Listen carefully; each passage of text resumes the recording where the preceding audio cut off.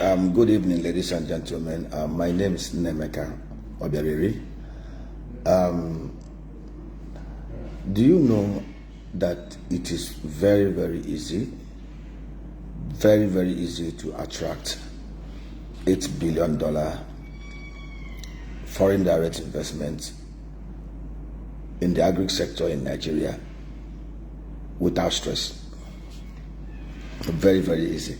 I have a concept that I've been working upon with my team that just keep on, I am so discouraged, seeing a land that is so filled with opportunities, a land that is so filled with industry, a land that is so filled naturally by God with milk and honey, housing the highest number of poor people in the whole world. One of my friends called me. He's an investment banker, in the US, who manages a portfolio of almost $60 billion into South America. And he just called me and said, Mecca, I want to appreciate you, what you're doing. I'm so proud of you, but you have to be very, very careful in Nigeria because some of the things you say are so easy to understand. It makes those who are in government who don't want to do anything right envious. They know that you're saying the truth. But you open the eyes of Nigerians to see that things are possible, but they are not doing it. Now, let me not digress. We can easily attract, within a very shortest possible time, over $8 billion within the agri sector without any direct burden on the balance sheet of the federal government of Nigeria, the states or local government area. All we just need is guarantees and securities for this project to be executed under very robust missions, communities, diaspora, private-public partnership arrangement. A very audacious and very passionately creative, structured arrangement that will create nothing less than 15 million jobs, and generate nothing less than $57 billion annually to Nigeria economy. That's almost about $2 trillion. These things are practical. I am so tired of sharing it because it's like, speaking to the wind. It's like talking to stones. Those who purport to govern us do not want to task their minds, task their brains, sincerely execute things that will add value to the common man. We have a country that is so blessed. We have a working population that is over 200 million that is below the retirement age of 65, that we can actually actively deploy to create massive wealth in Nigeria. There's no need playing pranks, or playing propaganda with fake news about FDIs when the real FDIs are within reach. The FDIs that when you put the structures in place, when you put the right frameworks in place, when you put the right policies and programs in place, when you design and structure it where the monies will flow. The agri sector alone, what am I talking about? 8 billion is just one side.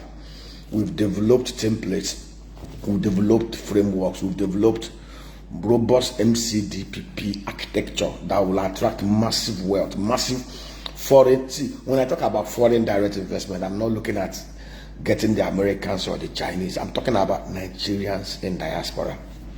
I speak with these guys. I've had a platform since 2007 where I've been interacting. I interact directly with the Nigerians in diaspora. They are very structured. We have NIDOA Europe, NIDOA America, NIDOA Asia, even South Africa. So it's a structure that we have been building since 2007. All we just need is a very compassionate government, a very sincere government, a very honest government, a very passionately patriotic government that will want to do things right. See, guys, I don't know why those who have found themselves in place of political power and authority are only fixated in just doing things that will just involve awarding contracts, over inflating the contracts by 300, 500%, and creaming out it and then allowing the thing to die. Go and check all over Nigeria, littered all over Nigeria, abandoned works. Nigeria has over 11,000 abandoned projects, one of the highest in the whole world. Because some of these guys, once they come in, rather than continue with old projects, they will just want to execute new contracts That is how the fastest way for them to take money. And when they take these monies out, they take it out of Nigeria. They go to Dubai to buy properties. It's estimated that we have over $18 billion worth of properties owned by Nigerians. Most of them with stolen funds. You know, you go take monies from Nigeria, you go to Maryland, you go to South Africa, you go to Cayman Island, you go to Dubai, you go to Singapore to go and buy properties. Places that were made safe havens by indigenous people there who sacrificed their time, their energy. People built up those places. Dubai in 1970 was like desert filled with scorpions and snakes. People gathered, built up the place, made it a paradise on earth. And every one of us here, some of our leaders, rather than look inward and see how we can build our own Dubai here in Nigeria, we'll steal money and we'll run over to that place.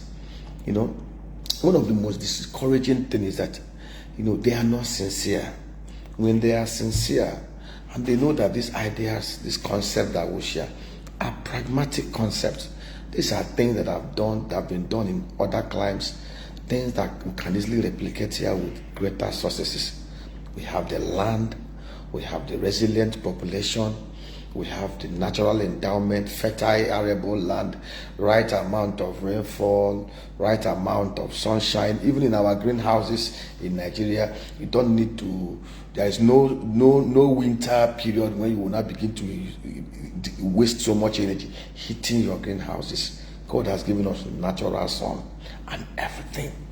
The only thing that is remaining for Nigeria to get to where it's supposed to be is good leadership, responsible, sincere leadership. Guys, we're not asking them. See, there's nothing in the fact. If you look at the budget that was passed by the 3 tiers of government, I took out time to look at the numbers. You will see clearly that even if they steal all the budget, even if those in power decide to steal all the budget, the only thing they can steal is just $35 billion. Even if they decide to steal everything, all the monies that even if they decide to steal all the monies that we generate from FARC, from the crude oils and everything, it is still nothing compared to the potentials of this country. We can actually generate 20 times what we get from crude oil if we put in place the right security, the right policy, the right program measures. Allow people with good brain and good head to come in and help you.